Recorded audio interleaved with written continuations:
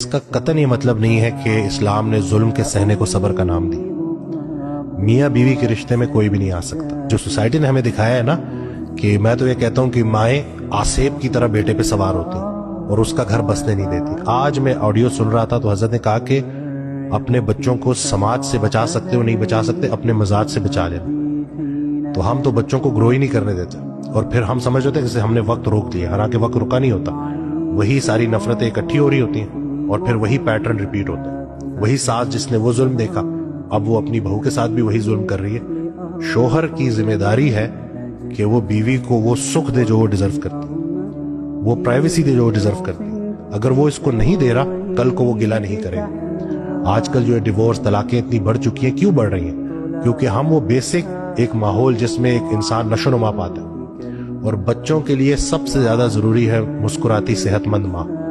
اگر ماں نے ٹراما دیکھا ہے تو بچوں میں بھی وہ ٹرانسفر کرے گی. یہ تمام خواتین جو اس وقت سن رہی ہوں گی نا, ابھی جو بات میں کہنے والا ہوں کافی ساری ریلیٹ کریں گی کہ جب ان کو غصہ آتا ہے ساس پہ, شوہر پہ, تو بچوں کو جانوروں کی طرح مارتے ہیں. اور یہ بچے کبھی بھی نہیں بھولتے, یہ ہمیشہ یاد رکھتے ہیں. یہ جو ہماری بر صغیر میں دین کے نام پہ جو ظلم کروائے جاتے ہیں تو اس کا دین سے کوئی تعلق نہیں ہے. یہ ہمارے کلچر کا ایک حصہ بن چکا ہے.